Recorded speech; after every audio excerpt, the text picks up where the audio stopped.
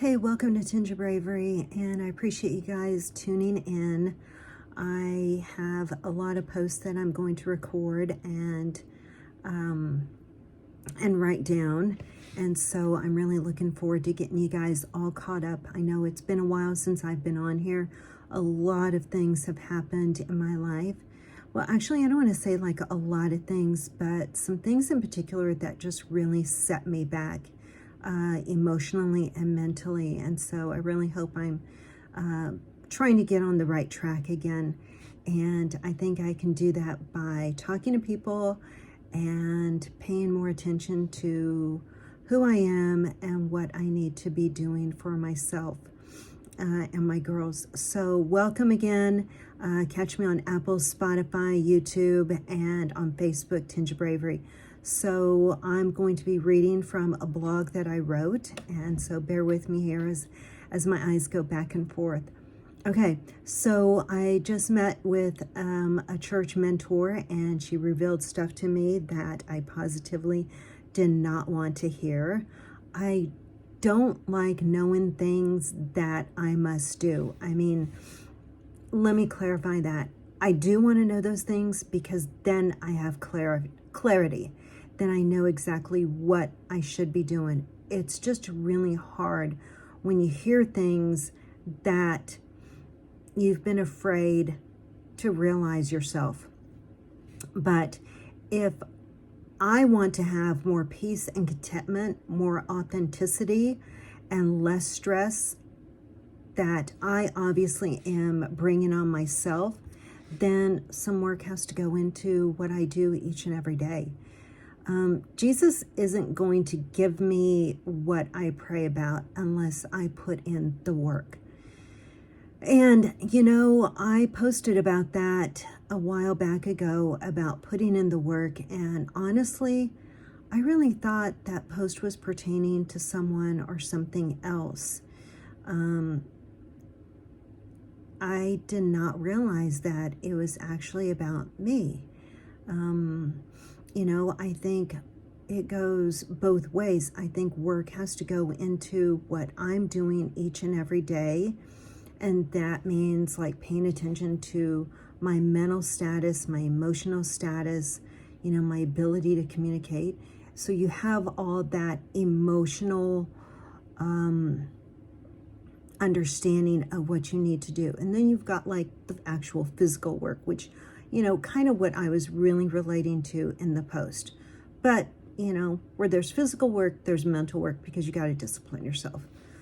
I recall a long time ago that I said I was going to take you on this journey with me, you know, to find myself and get more focused or something like that. I think it's been a journey and nothing more. Really, I pray each day. I hold God close to my heart. But perhaps that's all it's been. I am not sure that I truly believe in myself or the work that God has been doing in me and through me. I mean, I really feel like I just kind of been floating. I've been crying out to Him as I do on a regular basis, but listening is a whole nother story. I'm not really sure that I am, you know, doing a great job at listening to what God is trying to tell me. You know, I have to speak.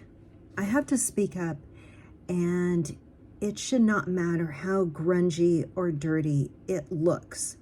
You know, if I don't do that now, then later, when I do know God's true work in me, I won't be able to realize it. So I have to really be honest and transparent in a way that is speaking the things that literally go on through my mind in and on a regular basis, so that later on, when I know God is going to be able to reveal Himself through me, because I'm going to work on that, then I'm actually going to be able to see it, because I can go back, look at these recordings, listen, read to what I'm saying now, compare it to later, to where I actually know what has happened and occurred in me. You know, I need to be able to look back and see how I buried so much in fear, resentment, hurt, anger, and pain. And, when I think about those traits, those emotions, and those mental states, I realized something as I was doing all this writing and reflecting. And that was, I don't think I truly grieved when I needed to. When my sister died in 2015, I was just getting separated from my girl's dad. And I went right into the separation. Not only that, I went right into the separation, a lot of fear, anger, paranoia to, what was happening, on the other spectrum of things, never really trusting myself or trusting other people. And so, when I think about that, I went into the separation. We got back together, and that was really a hard time. And then we separated again, and the divorce began. And so during that whole time, this all happened literally right after my sister died. I mean, right after my sister passed away, 2 days later, the girl's dad, moved out. And then everything just kind of like took its course. And so all that happened, not to mention the fact that survival just went into, trying to figure things out on my own and with my girls and back and forth and working and not working and trying to figure things out for myself. And then 1 year after a divorce, he dies. So then another stage of grief comes on, along with another state of survival. Survival happened, and, I got to this point here where I'm at now, 2023, when, oh my goodness, so much occurred, not to mention the fact at the end of 2022, my mom dies. And then we get into 2023, and then my other sister dies. When, what I think about most are the deaths that have happened and what is going on during that time. I don't deal with the death nor the emotions, the circumstances, or the atmosphere that surrounds it. Probably in a way, I might even be a little glad that, I am too busy during, in life during those times when someone was taken from my world. That way, I didn't really have to address it. I'll probably have to speak more on that another time. But anyway, I think that gives you an idea of why I have been, so diligent about blogging and starting this podcast, because now I realize for myself that I really have a lot to say, and I really feel like I've gone through a lot of things that other people can relate to, and I've put grief aside in order to survive and, try to take care of myself and my girls. But now is the time. And after that appointment with the mentor, I just feel like it's really time to step up and be more real than ever. So the real me is coming up, and it's not going to come up with a lot of crummy words and stuff like that. Not like word, that V word, where people spit up. Not like word that. No, like as in letting God in for real. As in so much that I need to see the change. No more of this, I feel sorry for myself because my girls only have one parent, or I'm having to do this life alone. Does it suck? Yeah. I mean, I'm not going to be fake about it. It does suck. I absolutely despise being alone. But, in my conversation today, there was talk about how I'm no different than other parents. We're all out here surviving. Other single moms are surviving. So why do I highlight all the challenges so much? Well, because I do feel like they are different than others. Um, you know, I do feel like it is a lot different for me to handle things on my own because I'm older. I don't think I can be compared to the mom who has still has her husband, but the husband works tons. And not only that, you know, they're set up extremely financially well, which is probably why he works a lot and he's not home. You know, I don't think I can be compared to that person. And I bring up that comparison because that was brought up most recently, that this person has a daughter that, well, she handles things on her own. He's never there, and so she takes her kids, back and forth to practices. You know what? That's absolutely my case. But the thing is, I wish I would have spoken up. I need to figure out how to do that in the moment. Everything just resonates and hits me later, and it just, I get it and I bury it deep inside. But, I am different than that person. For one, that person is, 25 years younger than me. How old I am makes a huge difference in my life because, I don't move as quickly. I don't think as quickly. Hence the reason why I probably didn't speak up so fast. And, I think the times when I miss somebody the most, or the girl's dad the most, is when, I want to share in a lot of trials and joys.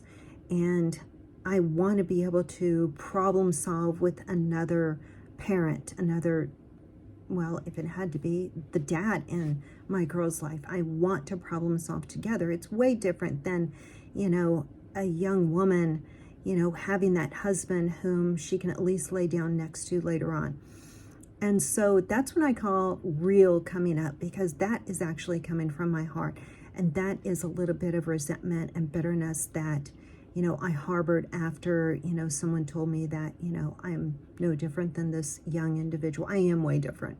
If my toilet breaks, I have to fix it myself. Whereas if that person's toilet breaks, I'm sure her husband could probably fix it when he gets home, where they have enough money that, and they just hire somebody to fix it. That's different. Sometimes us single moms that literally do not have another person in their life have to figure out a way to either fix the toilet themselves because there's not the money to fix it, or wait until the money does come in, or find somebody, a friend or family member, that can actually do it for them. And you know what? That's super hard for us to do, because we think about, all these other families that, are wonderful to lean on, but they have their own things going on. And so it's not always easy to ask someone else.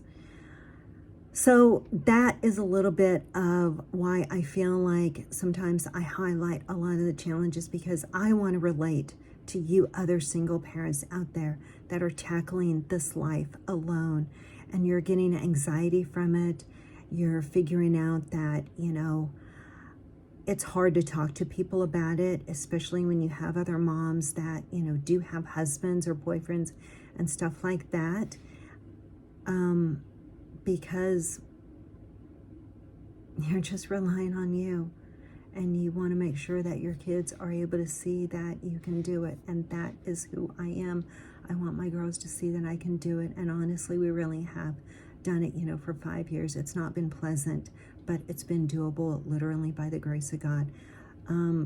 But if I am working on listening to God and what He is trying to tell me, it would probably be that I tend to allocate attention to all my problems because I dislike them. I can dislike them all day long, but getting to the real center of it all, I hold a lot of resentment. Resentment that I clearly have not addressed. So resentment that I think I need to come to terms with. And so I really hope I do. I am really, really going to take you on this journey. I need to reframe a lot of things. I need to reframe the change, the grieving, and the work that I put into each and every day to myself physically, emotionally, and mentally. You know, I want to record it all, but I get afraid. Afraid because I know that I need to record these moments that you don't always see of me. The pain, the hurt, the loss, so that we can get to those joyful moments that are dabbed with all the pain, the hurt, the joy, the broken things and stuff like that, and see how I handle them differently and how I address them. So eventually we can really see God's light coming through, honestly and genuinely. So anyway, that's where I'm at with things. I'm absolutely going to take you on this journey, and we're going to see where it goes. And I am going to devote myself to talking to you more regardless of how I look. I have makeup on right now. I was going to record earlier, but I couldn't get everything set up in time before I had to take off. But I want to do those kind of things as well, because that would take an insane amount of courage to be able to record in the moment. And a lot of those moments are often done when I don't have makeup on, and I want to be able to do that and feel comfortable in my skin, because this is who I am right here. So anyway, subscribe, please share with anyone you think that may want to follow me on this path to get better. I would absolutely love it, and I appreciate you guys. I'm praying for all you just as much as I'm praying for myself and my girls and my son, and love you all. Thank you so much for joining. Real is coming up, and I hope to take you there with me. Subscribe, share, Tinge of Bravery, Apple, Spotify, YouTube. All right, take care. See you soon.